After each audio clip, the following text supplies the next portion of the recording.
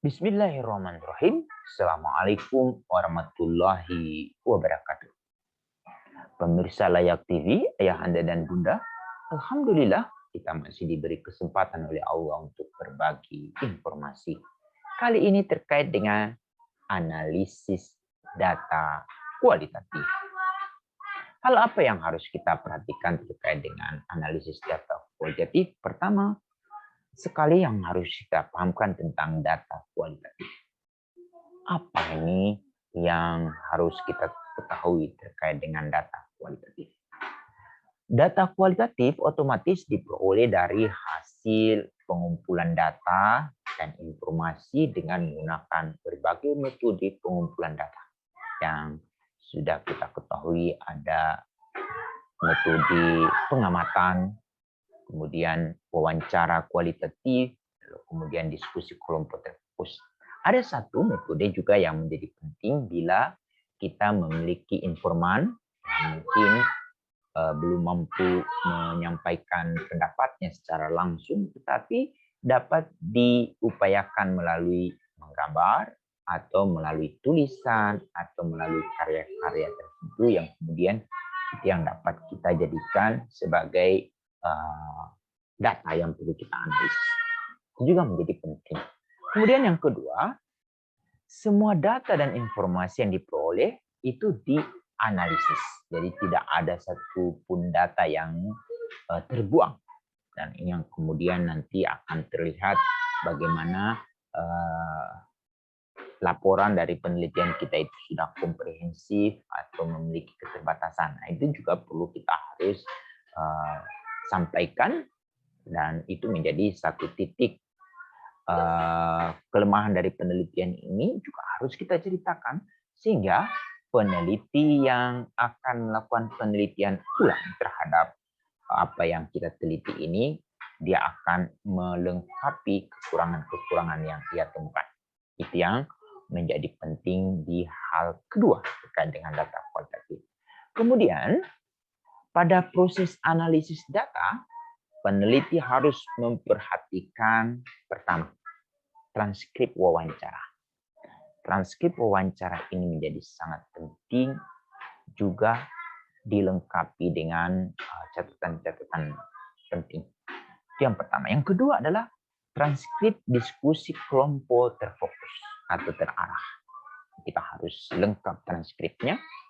Kemudian di transkrip itu juga kita harus lengkapi dengan siapa informannya, usia, atau beberapa hal yang perlu kita lekatkan dengan informan supaya lebih lengkap. Kemudian yang ketiga, catatan lapangan dari pengamatan. Harus hasil identifikasi kita di lapangan ini benar-benar kita catat, dan hasil catatan ini dilengkapi dengan foto atau video, ini semakin kuat. Tapi yang paling penting itu adalah catatan dari pengamatan.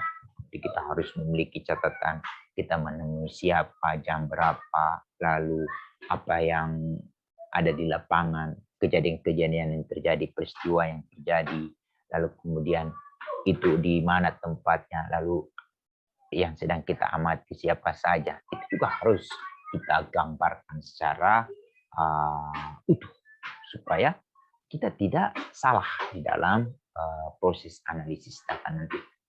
Itu yang ketiga. Yang keempat adalah catatan harian peneliti.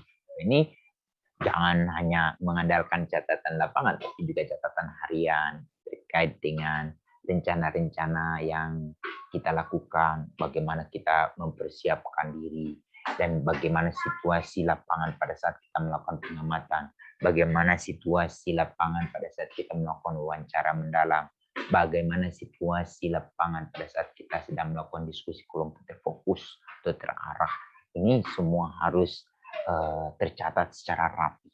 Untuk itu menjadi satu kekuatan bagi seorang peneliti kualitatif adalah pada catatan harian. Ini juga menjadi penting. Karena di catatan harian itu kita akan menemukan situasi, penggambaran emosi, baik itu emosi peneliti maupun emosi informan yang kita temukan atau kita temui. Lalu situasi emosi yang ada di lapangan juga, perasaan mereka, Ini menjadi sangat penting untuk kita lihat di catatan harian. Kemudian, catatan kejadian penting dari lapangan. Mungkin ada hal-hal yang unik dan ini sangat mendukung atau sangat mempengaruhi situasi lapangan atau situasi dari mengungkapkan data atau informasi yang kita kumpulkan, terutama kemungkinan ada kebereaksian atau ada hal-hal yang menjadi sangat mendukung atau juga sangat mengganggu atau menghambat, juga menjadi penting. Lalu yang lain yang perlu kita miliki terkait dengan proses analisis data ini adalah memo dan refleksi peneliti. Ini juga harus si peneliti selalu membuat sebuah refleksi. Ini mungkin akan menjadi sangat penting saat kita harus bertanya pada diri kita selama proses penelitian atau selama proses di lapangan untuk direfleksikan secara tertulis otomatis ya ini menjadi.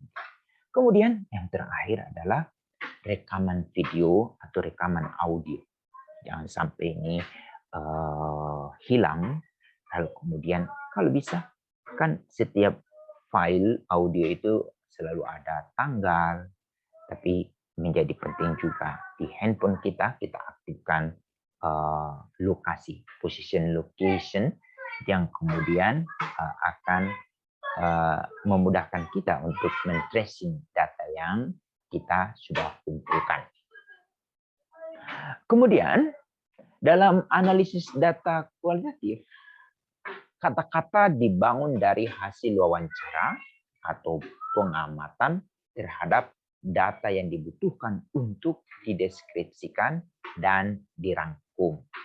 Untuk itu, tahapan-tahapan analisis data kualitatif itu pertama, kita biasakan diri dengan data melalui tinjauan pustaka, membaca, mendengar, dan lain-lain.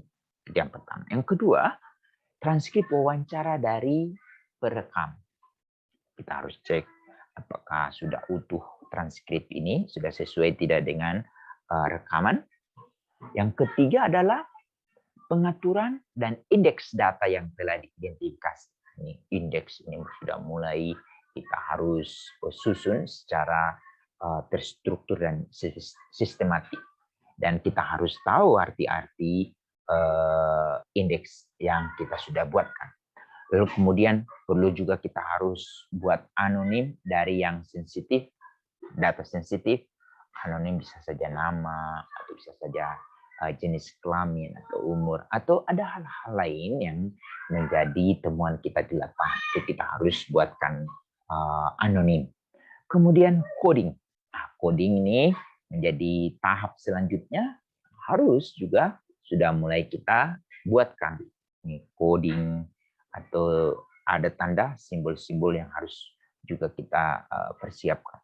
Tapi jangan khawatir bagi ayahanda dan bunda atau para mahasiswa atau para peneliti yang sudah mulai familiar dengan software analisis data kualitatif, maka bisa kita harus mulai pelajari. Di buku metode penelitian kualitatif yang kami tulis itu kami mengambil software gratis dari CDC Amerika, yaitu CDC EGText. Itu adalah untuk analisis data kualitatif. Nanti kami akan jelaskan di satu sesi juga terkait dengan perangkat lunak untuk analisis data kualitatif. Kemudian identifikasi tema. Ini tema ini sudah mulai disesuaikan dengan fokus penelitian dan unsur-unsur dari permasalahan penelitian yang kemudian nanti akan memudahkan kita untuk membuat sebuah tema. Kemudian pengkodingan ulang jika ada hal-hal yang harus kita buatkan kembali. Kemudian pengembangan kategori, kalau ada kategori yang baru lagi dari hasil data yang kita buat. Kemudian eksplorasi hubungan antara kategori, lalu pengulangan tema dan kategori, lalu membangun teori dan mengambungkan pengetahuan yang sebelumnya, kemudian pengujian data dengan teori lain, dan yang terakhir penulisan, termasuk dari data asli jika tepat seperti kutipan dari wawancara. Ini juga menjadi pekerjaan-pekerjaan kita pada saat penulisan laporan kualitatif.